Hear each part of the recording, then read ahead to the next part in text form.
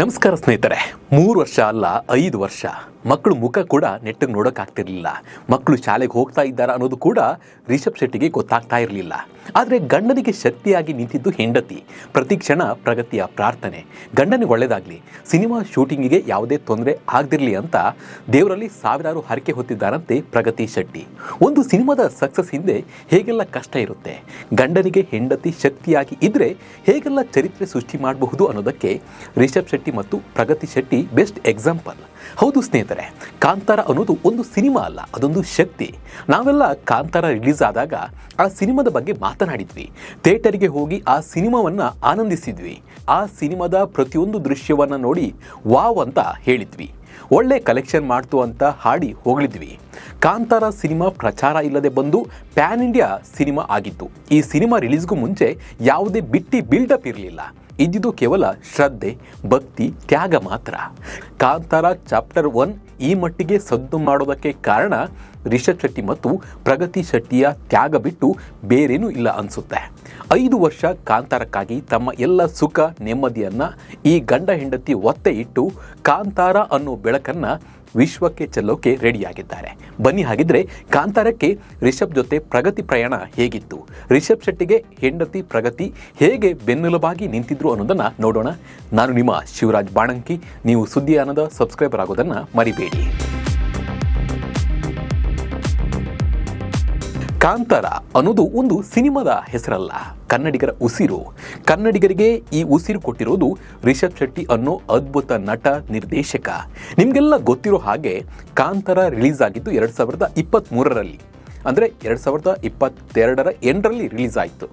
ಅಂದರೆ 2022ರ ಅಂತ್ಯದಲ್ಲಿ ಇದು ರಿಲೀಸ್ ಆಯಿತು. ಈ ಸಿನಿಮಾ ಬಂದಿದ್ದ ಮೊದಲ ದಿನವೇ ನಾನು ಈ ಸಿನಿಮಾದ ಫಸ್ಟ್ ಶೋಗೆ ಹೋಗಿದ್ದೆ. ನಮ್ಮದು ತೀರ್ಥಹಳ್ಳಿ ಆದರೂ ಅಲ್ಲಿ ಹಾಕಿರಲಿಲ್ಲ ಅಂತ ನಮಗೆ ಹತ್ತಿರವಾಗಿದ್ದ ಕೊಪ್ಪಕ್ಕೆ ಹೋಗಿ ನೋಡಿದ್ದೆ. ನಾನು ಹೋಗಿದ್ದ ದಿನ ಇಡೀ ಥಿಯೇಟರ್ನಲ್ಲಿ ಇದ್ದಿದ್ದು ಕೇವಲ 20ರಿಂದ 30 ಜನ ಮಾತ್ರ. ಆಮೇಲೆ ಈ ಸಿನಿಮಾ ಹವಾ ಶುರು ಆಯ್ತು ನೋಡಿ. ರಿಲೀಸ್ ಆದ ಮಾರನೇ ದಿನನೇ ಯಾರ ಬಾಯಲ್ಲಿ ಕೇಳಿದ್ರು ಕಾಂತಾರ ನೋಡಿದ್ರಾ ಅಂತ. ನೋಡಿಲ್ಲ ಅಂದರೆ ಹೋಗಿ ನೋಡ್ಕೊ ಬನ್ನಿ. ಥಿಯೇಟರ್ ಕಡೆ ಮುಖ ಹಾಕಿದವರು ಕೂಡ ಕಾಂತಾರ ಸಿನಿಮಾ ನೋಡೋಕ್ಕೆ ಥಿಯೇಟರ್ಗೆ ಹೋಗಿದ್ರು. ಕೆಲಸಕ್ಕೆ ರಜೆ ಹಾಕಿ ಕಾರು ಬಸ್ಸು ಮಾಡಿಸ್ಕೊಂಡು ಈ ಕಾಂತಾರ ಸಿನಿಮಾ ನೋಡೋಕ್ಕೆ ಸಿಟಿ ಕಡೆ ಸಾಕಷ್ಟು ಜನ ಹಳ್ಳಿಯಿಂದ ಹೋಗಿದ್ರು. ಕೇವಲ ಕನ್ನಡದಲ್ಲಿ ರಿಲೀಸ್ ಆಗಿ ಪ್ಯಾನ್ ಇಂಡಿಯಾ ಸಿನಿಮಾ ಆಯಿತು ಇದು. ಕನ್ನಡದಲ್ಲಿ ಮಾಡಿದ ಕ್ರೇಜ್ ನೋಡಿ ನಮ್ಮ ಭಾಷೆಯಲ್ಲೂ ಸಿನಿಮಾ ರಿಲೀಸ್ ಮಾಡಿ ಅಂತ ಬೇರೆ ಭಾಷೆ ಸಿನಿರಸಿಕರು ಕೂಡ ಕೇಳಿಕೊಂಡ್ರು. ಹಾಗಾಗಿ ಬೇರೆ ಭಾಷೆಯಲ್ಲೂ ಕೂಡ ಈ ಸಿನಿಮಾವನ್ನು ರಿಲೀಸ್ ಮಾಡಲಾಯಿತು. ಹೀಗೆ ಎಲ್ಲ ವರ್ಗದ ಜನಕ್ಕೆ ಹಿಡಿಸಿದ ಸಿನಿಮಾ ಅಂದರೆ ಅದು ಕಾಂತಾರ. ಈಗ ಕಾಂತಾರ ಚಾಪ್ಟರ್ 1 ಕಿಕ್ ಕೊಡೋದಕ್ಕೆ ಬರ್ತಾ ಇದೆ. ಕಾಂತಾರ ಅನ್ನೋ ಹೆಸರು ಈ ಮಟ್ಟಿಗೆ ಸದ್ದು ಮಾಡೋಕ್ಕೆ ಕಾರಣ ರಿಷಬ್ ಶೆಟ್ಟಿಯ ತ್ಯಾಗ ಮತ್ತು ಪ್ರಗತಿ ಶೆಟ್ಟಿಯ ಸಪೋರ್ಟ್ ಅಂತಲೇ ಹೇಳ್ಬೋದು. ನೀವು ಸಾಕಷ್ಟು ಇಂಟರ್ವ್ಯೂಗಳಲ್ಲಿ ಕೇಳಿರ್ತೀರಾ ರಿಷಬ್ ಶೆಟ್ಟಿ ಹೇಳೋದನ್ನು, ನನ್ನ ಈ ಸಕ್ಸಸ್ಗೆ ಕಾರಣ ನನ್ನ ಹೆಂಡತಿ ಪ್ರಗತಿ ಶೆಟ್ಟಿ ಅನ್ನೋದನ್ನು. ಹೆಂಡತಿಯ ಸಪೋರ್ಟ್ ಇದ್ದರೆ ಜೀವನದಲ್ಲಿ ಎಷ್ಟೇ ಕಷ್ಟ ಬಂದರೂ ಗೆಲ್ಲಬಹುದು ಅನ್ನೋದನ್ನು ರಿಷಬ್ ಶೆಟ್ಟಿ ಮತ್ತು ಪ್ರಗತಿ ಶೆಟ್ಟಿ ತೋರಿಸಿಕೊಟ್ಟಿದ್ದಾರೆ. 5 ವರ್ಷದ ಜರ್ನಿಲಿ ಲಿಟ್ರಲಿ ಥ್ಯಾಂಕ್ಸ್ ಹೇಳಕ್ ಶುರು ಮಾಡಿದ್ರೆ ಅದಕ್ಕೆ ಕೆಲವಷ್ಟು ದಿನ ಬೇಕು ಅಂತ ಅನ್ಕೊಳ್ತೀನಿ ನಾನು. ಅಂತ ದೊಡ್ಡ ಜರ್ನಿ ಮೋಸ್ಟ್ಲಿ ಈ ಸಿನಿಮಾ ಕಂಪ್ಲೀಟ್ ಮಾಡಕ್ ಆಗ್ತಿರ್ಲಿಲ್ಲ. ಅಷ್ಟೊಂದು ಅಡೆತಡೆಗಳು ನನಗೆ ತುಂಬಾ ಸ್ಟ್ರೆಂತ್ ಆಗಿ ನನ್ನನ್ನ ಹಿಂದೆ ಮೋಸ್ಟ್ಲಿ ಒಂದು ಎಕ್ಸಾಂಪಲ್ ಒಂದಷ್ಟು ಶೀಟ್ ಇರುತ್ತಲ್ಲ, ಎಕ್ಸ್ಟ್ರಾ ಶೀಟ್ಗಳಿತ್ತಲ್ಲ, ಆ ಶೀಟಲ್ಲೆಲ್ಲ ಬರ್ಕೊಂಡ್ರು ಸಾಲಲ್ಲ ಅನ್ಸುತ್ತೆ. ಅಷ್ಟು ಹರಕೆ ಹೊತ್ತಿರ್ಬೋದು ಮೋಸ್ಟ್ಲಿ ಪ್ರಗತಿ. ಅಷ್ಟು ನನಗೆ ಎವ್ರಿ ಡೇ ನಾನು ಶೂಟಿಂಗ್ ಹೊರಟ್ರೆ ಇಲ್ಲಿ ಕೂತ್ಕೊಂಡು ಪ್ರೇ ಮಾಡ್ತಾ ಇದ್ಲ ಅವಳು. ಸೊ ಸ್ಪಾಟ್ ಅಲ್ಲಿ ಇದ್ರು ಅದೇನೆ. ಕೆಲವು ಸಲ ಸಮ್ ರಿಸ್ಕಿ ಸೀಕ್ವೆನ್ಸ್ ಇದ್ರೆ ಅವಳಿಗೆ ಏನಾದ್ರು ಮಾಡಿ ಯಾಮಾರಿಸಿ ಬರಕ್ ಬಿಡ್ತಿರ್ಲಿಲ್ಲ. ಇಲ್ಲ ನೀನ್ ಸ್ವಲ್ಪ ಲೇಟ್ ಆಗಿ ಬಾ ಹಂಗೆ ಅಂತ ಅನ್ಕೊಂಡು, ಬಿಕಾಸ್ ಅಲ್ಲಿ ನೋಡಿ ಇನ್ನಿಷ್ಟು ಟೆನ್ಷನ್ ಆಗ್ತಾಳೆ ಅಂತ. ಬಂದ್ಮೇಲೆ ಸುಮಾರು ಕೆಲವೊಂದಷ್ಟು ಜನರು ಗೊತ್ತಾಯ್ತು. ಫೋನ್ ಮಾಡಿ ಹೇಗಿದ್ದೀರಾ ಅಂತ ಕೇಳಿದ್ರು. ಅದೊಂದು ಮಾತ್ರ ಕೇಳಬೇಡಿ ಅಂತಂದೆ ನಾನು.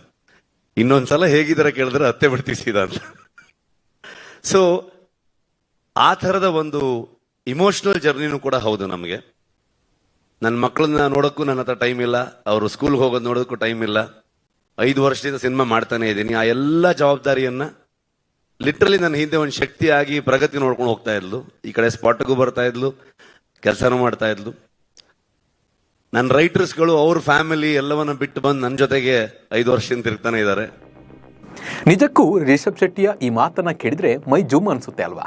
ನಾವು ಕೇಳಿದಂತೆ ಕಾಂತಾರ ಚಾಪ್ಟರ್ 1 ಶೂಟಿಂಗ್ನಲ್ಲಿ ಹಾಗಾಯ್ತು ಹೀಗಾಯ್ತು ಅಂತ ಕೇಳಿದ್ವಿ.